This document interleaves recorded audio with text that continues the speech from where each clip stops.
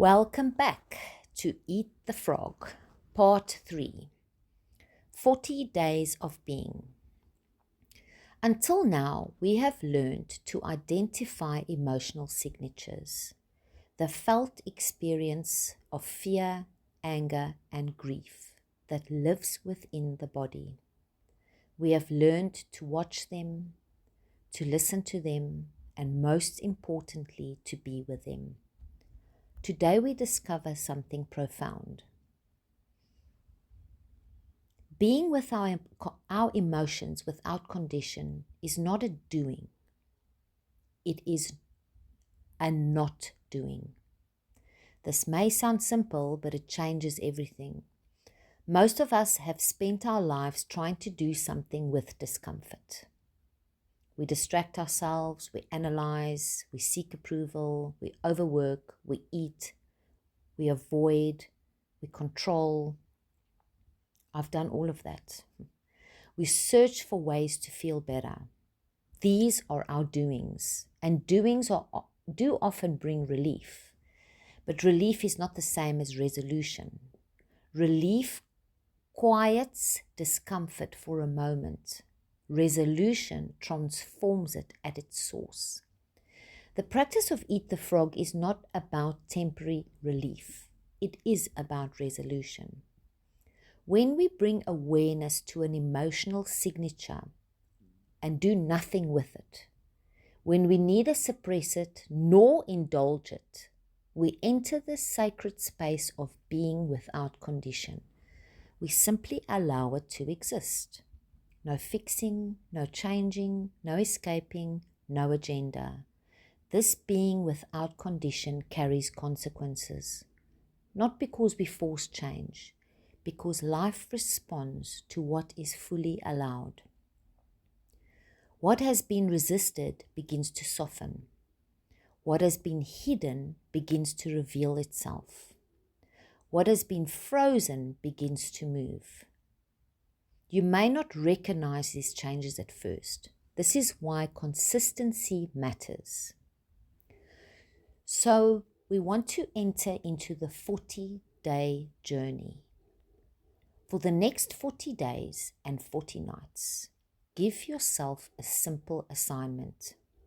15 minutes every day, no exceptions. Think of this as an experiment, a sacred experiment in consciousness. 15 minutes that you're giving to yourself. At the end of the 40 days, you will have gathered your own evidence, not borrowed wisdom, not belief, but experience. Because the mind often believes it can solve everything through thinking. The mind says, if I understand enough, I will be free. If I think harder, I will find the answer.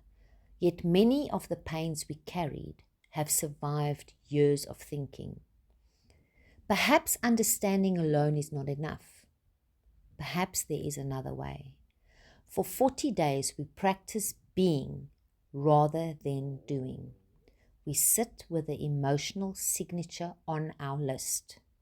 We feel them, we watch them, we listen to them, and we place no conditions upon them. That is all, nothing more. Within time, something remarkable may begin to happen. Life itself may start moving. Conversations arise unexpectedly. Insights appear without effort. Circumstances shift. Old relationships soften. New opportunities emerge. The help you require may arrive in forms you never anticipated. And what becomes difficult to deny is this.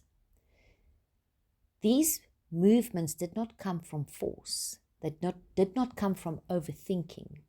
They did not come from control. They came through being. The practice of unconditional presence, to be without condition, is another way of describing unconditional love. Unconditional love is not merely a feeling. It is a way of relating. It is allowing something to exist without demanding it to become different. Fear says change. Control says fix. Love says you may be here. When we attempt to escape fear through fear or anger through anger, we often create more of the same. Fear tends to generate more fear. Anger often creates more anger. Grief resisted can deepen grief. Remember that saying, hate begets hate and fear begets fear? Yeah. But when we meet these experiences with unconditional presence, something different happens. Energy begins to move. Life knows how to heal. If water is poured upon the earth, it naturally finds its way downward. A river does not require instructions to reach the sea. Life already knows how to move towards resolution when it is no longer obstructed. Our emotional signatures are no different. When we stop resisting them or sedating them, or we stop controlling them, they begin their own movement towards wholeness. Sometimes its movement happens quietly within. Sometimes it is mirrored in the outer world. An old memory releases its grip. Someone reaches out unexpectedly. A new understanding emerges. Outer changes often reflect an inner resolution already taking place. This is the essence of inner alchemy. To do within ourselves what we have long tried to force outside ourselves. As this practice deepens, something else changes. When difficulties arrive in life, we become less inclined to immediately fix, escape, or control. Instead, we pause. We ask ourselves, what is this emotional signature here, especially when we're triggered? Where do I feel this in my body? And then we do the bravest thing of all. We stay, we listen, we allow. Gradually, we found our way. We move from doing in order to feel better to being in order to become whole.